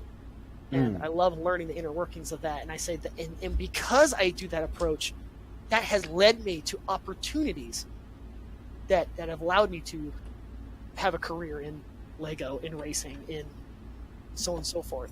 So no opportunity wasted. That's my motto. And that is live life in the now. Now is an acronym that stands for no opportunity wasted. If you have an opportunity to explore something of your interest, go do it. If you want to do, for example, you guys run a podcast. One of you had to make a decision to do a podcast. So I'm sure you listen to podcasts. One of you had to buy a mic and try it out, which is awesome, because look what you've got now. Look at this. You have a great radio service and so on and so forth. But so many people just sit there and they just study the whole, well, I don't know if I can do a podcast. Well, there's all this and there's all that. And I don't think anybody would really listen. You know what? If people listen, people listen. Don't, they don't. It doesn't matter. Go do it. Go try it. Put content out. Go have fun doing it. Go and try it. There's no reason you can't go and try. If you fail, big whoopee. You had fun. As long as you're having fun, you didn't hurt anybody, you gave it a shot, you've done way more than what most other people have done. A lot of people just stop. I meet so many people in the furry fandom. Oh man, it'd be so cool to make a comic, but my art sucks. Just do it anyways. Go out there. You might be surprised. I mean, like, if they really had to, they can just look at the very beginnings of house pets, for instance. I mean, Right. That's a house great pets, example. like you look at house pets from the very beginning, you kind of sit there going like, well, this is never going to, make it off the ground. As fun as the storyline is and things like that, it didn't seem to really go anywhere until he started putting, thought into it.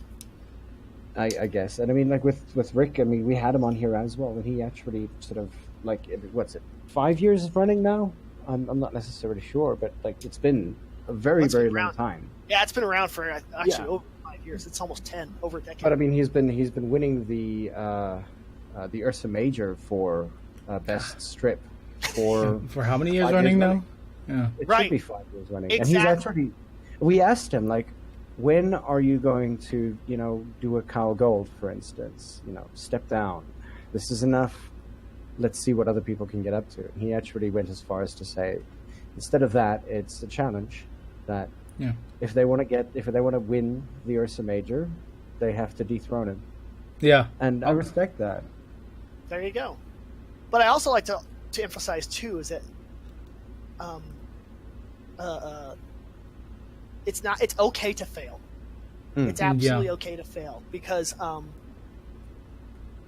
you may have goals to win the Ursa Major, but if you don't, that you should not consider yourself as a, because one, you made the content to at least go for it, and there's so many people that just don't because they see that I'll never win the Ursa Major. I want to, but I never win, and they think about it. No, go do it. I meet so many people that come up to me and oh, you're a pilot? And this isn't the furry fandom. You're a pilot? God, I wish I could be a pilot. That'd be so cool. I'm like, all right, where do you live? Oh, I live in Boop Fart, Virginia. And I'm like, cool. And I'll go on Google and I'll look up Boop Fart, Virginia. And I'm like, all right, hey, buddy, here, see this school right here? There's a flight school. Well, I can't afford that. I'm like, all right, well, you're at a convention where the admission is $45. You had to drive here, which is around 400 miles. There's some way you had to get here. So at least you spent at least $25. And most entry discovery flights are $25 to $50. Go and do a discovery flight. Because the minute you do a discovery flight, you're going to know if you really have the passion to fly. Go do it. Go do a discovery flight right now. There's no excuse because there's an airport 10 minutes from you. Get $50, take 10 minutes, go and do a discovery flight. Do that right now. Have fun with it. Go experience it. Don't make excuses. Well, just go and do it. It may take you a bit, but go and do it. Try it out. Oh, I want to be a race car driver, but I want to do NASCAR. Well, cool. Go do autocross. Oh, yeah, but autocross, that's just cones in a parking lot. That's the mentality that's going to never get you anywhere. Yeah. You know what? Do you want to race? Because NASCAR is racing. And on any level, even if it's cones in a parking lot, and that's what you can afford, is whatever POS Buick or whatever, you have to drive to work. As long as it's safe, you can autocross it. Go out there and autocross it because technically that's still racing and that's a start. But if you sit there and go, well, I'm not going to do autocrossing because that's just cones in a parking lot. That's not real racing. Then you're not going to go anywhere and you're never going to achieve your dream. And that frustrates me. Like, go do it because that's what you want to do. You want to experience the greater part of the experience. Yeah. You want to run a podcast? Cool. Don't worry about the numbers. Have fun with doing your podcast, if I may use that example again. You know, if you're having fun with it, you're going to look back and go, oh man, I had this silly podcast. It didn't do so great, but man, it was fun. That was a great time. That was a great time. That's what matters. You can go back and tell somebody, like, hey, one time I ran a podcast. It sucked, but it was a lot of fun. Yeah. Like, sorry, I'm rambling. No worries. There was what was it like? And Scratch will definitely remember this podcast. We had Uncle Kage on in our almost second year. Yeah. Of the podcast, and I've not gone back to listen to it ever since we had it, and I kind of sat there going like, this is a terrible thing. We've gotten so much further than that.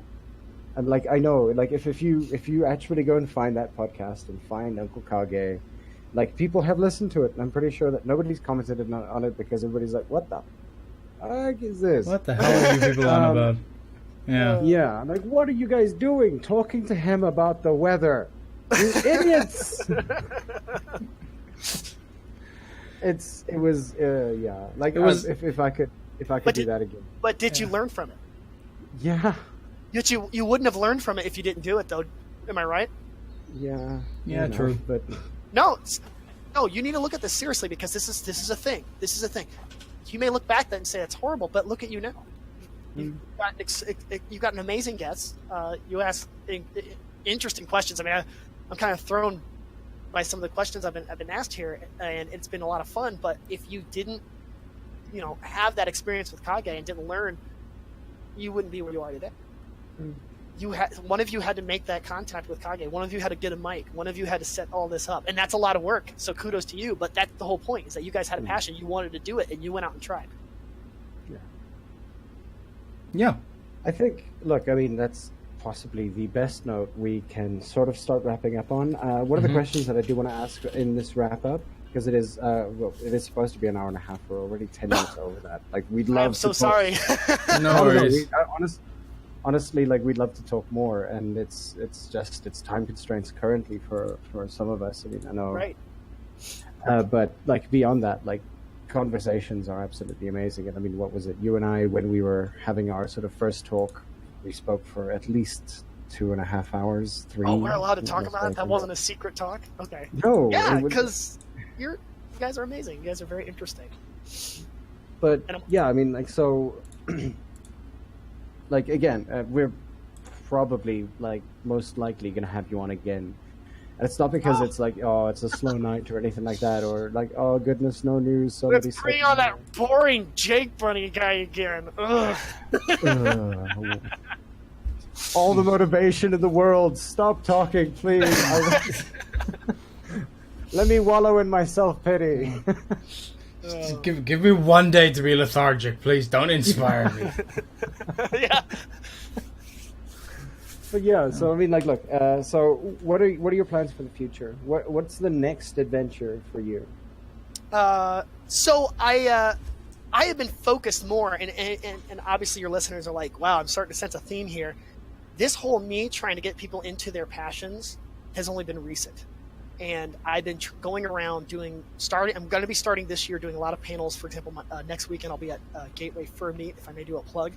I'll be hosting a panel about race cars, lasers, airplanes, and it's co-hosted by my friend Chucks, who works in the industry of lasers, and we talk about, okay, we got to do all this cool stuff. No, like, I know you were stretching it with the boob fart Virginia instead of butt fuck Virginia. Like, go ahead, we don't mind. Okay, well, the reason, if you think that the stuff that we do is badass, there's no reason that you can't do something badass. Yeah, and so to even further expend on this project of mine, I bought a cheap race car, and I am meeting furries locally. We're like, man, I'd love to get into racing, but I don't have a car. Cool, I can throw them in a car. I'm like, cool, I got a car. All you have to do is show up on this date, give me $20 or so for entry fee. Go out there and break my car. Have fun with it. I want to because I want to be that gateway. I've had very great people, and I've had people that have introduced me to things, and the only reason I got to try and do racing and so on and so forth is because someone did something that opened the door to it. Even though he's a controversial person, the Ranting Griffin got me into comedy. He supported me trying to do it for charity and gave me tips and so on and so forth, and that led on to Alkali and Pandez and all these other people that support me. And I had a individual benefactor who liked my idea of following my dream, and he helped pay for a portion of my flight school. And it's been great, but I want to be that guy. I want to pay it forward. So I bought a cheap race car, and if people in the fandom want to get into the motorsport, cool. I've got a toy that you can use. It's not great, but hell, it's there. Yeah. That is cool. Yeah. That's my future goal, is to get people, help people get to the. So, Scratch, if I may, like, there was a part of conversation that we had. Now, it was yesterday. Secret and convo time. Yeah.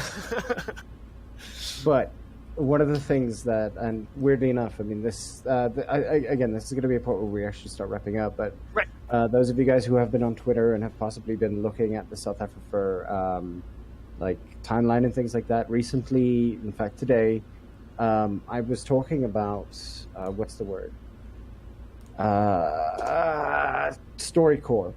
And like the thing is that like, and Scratch, now I'm going to inform you about my idea, which I've already decided to get the ball rolling on. Okay. But yeah, so I like being able to plug something like a storycore-esque, like furry core, if you had to, which just sounds like a very, very weird form of music. But like something a lot like that, where we find either inspirational story, any story that has some form of significance with the furry fandom as its sort of backdrop is something that I want to begin to look at. And the reason why, and again, like you have no idea, Jake, but for the entirety of today, I've been watching nothing but storycore like shows, and bawling my eyes out. Firstly, and yeah, like so that sort of interaction and that conversation that we had about it, where you were actually, what was it? What were you doing with storycore on Driven? I'm sorry. In what aspect? I'm sorry. You mentioned that like you saw the Driven. Right. The actual, we were talking about the YouTube channel. I'm sorry. I had a little brain fart there. I just did some consulting of the history, but I was so excited to be able to do that. To someone approached me about some information on African American racing, African American individuals in racing, and I connected the dots for that individual to help make that program. And I think it's a StoryCorps is a great system to bring animation and tell great inspiring stories for people. So that was actually, it was a very limited involvement, but it was pretty cool to be part of that. Okay. Because, yeah, like, so StoryCorps is definitely that we want to look at, and Sudan is obviously mentioning, because Sudan was watching it with me, because she'd stayed over for the evening, because we were doing D&D things. Without me? Sorry. Yeah, no, like, there's a D&D group that we're joining up for, like, things on Thursday evenings. All right, cool. Non-furries, actually, weirdly enough. I'm in. Okay, cool. We'll just, get a phone line going and get you guys to phone in and, like, randomly send over your sheets, and we can have you guys online while we're busy doing things on a Thursday evening. Why not? Let's see if that works. Let's, Badge. I've never done D&D. So, Oh, goodness. All the more reason to try. See, I'm actually working with some of the local Cape Town furs to do a D&D session, because I want to learn how to DM myself at some point. Nice. Yeah, see, there you go. You want to learn something new. Bravo. Huzzah. I hope you have fun doing that. Seriously, legit. But yeah, so with that, and thanks again for really just joining us this evening. It was, oh my gosh, it's an honor. This was amazing. Like, we were like, wow. No, you've had far more interesting guests than I have. No. I'm just like, a guy who likes to try stuff. Granted, yes, interesting, but like I don't know. Like, there are certain people that, and I told this to you. I think yesterday. It was the chat that we were having that literally had me start thinking about doing something new, and now this chat has kind of already solidified the idea, because here I am just randomly putting out a Twitter post, call for stories, going like, cool, so I wonder what's going to happen now. And I'm kind of sitting here going like, okay, cool, I'm not going to drop the ball on this one. It needs to be said, and it needs to be done now that it's kind of out there. But yeah, so like on an inspirational level, like, you're amazing. It's something that, yeah, I mean, I think with Kyle Gold, you're kind of really up there in respect to sort of inspiration towards. Oh my God, things. I don't think I'm that high. I have mad respect for that gentleman, and he is a very kind-hearted gentleman. I don't think I'm up on that level, but it's been an honor to be on this, and like I said, I just hope that I can use my experiences to help people learn and get a lot of experience out of their life. Yeah. And yeah, so I mean, like, good luck for moving ahead and all the kind of stuff that you're considering. As Oh, thanks. as Alias says, no opportunity wasted. Ah! Well, he jokes about that because I was very apprehensive about doing a podcast. He's like, why not? I'm like, fair point. I should take the opportunity and not waste it. Here I am. Yeah. So yeah, I mean, like we look forward to hearing from you again, and working with you on a couple of things because I have many questions. Oh, well, hit me up anytime, yeah. guys. Always. And again, if anybody needs some inspiration, hit me up on Twitter. It's JakeBunny. If anybody needs inspiration or guidance on how to get to their goals, I'm happy to help and happy to give some. Yeah, Awesome. We're always happy to listen. Yeah, Awesome. but thanks again. We Yep. really appreciate it. No problem. Anytime. No, for sure. This has been eye-opening. Yeah. So with that, we're obviously going to be playing music in about 5 or 10 minutes after this. Obviously, those of you guys who are listening, you can have a look at the requests tab. It is right up there in the middle. You just click on it. You'll be able to find my playlist as soon as we've sort of come offline, or at least I'm back online. You'll hear, obviously. And I've lost my train of thought.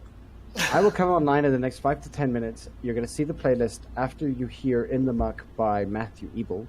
And if you guys have anything you guys want to listen to for the rest of this evening, just go into the requests tab, or at some point just click on my name and say, hey, I want you to play this song. And I'm going to go, sure. And then I'll play that song.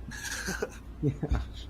So yeah, just if you guys want to stick around and have a listen to some of the music we'll be playing, if you've got nothing better to do with the rest of your evening, we're always here every evening from 8 to 12, either doing a podcast or a music show. So just Every Sunday, not every evening. Every evening, it's going to be my new goal. No, it isn't. I'm going to kill myself. Then. Yeah, you're already burning yourself out, dude. Like, take a break. No. Yeah, don't burn yourself out, bro. No. No. Okay. So we'll see you guys just now, or I'll see you guys just now. Mm-hmm. And yeah. Yeah. Thanks everybody Cheers, for joining guys. in, and Jake, thanks so much for being on once again. This has been really cool. It's an honor. Thanks for listening, guys. Thank you so much. All right, have a good weekend, guys. Cheers.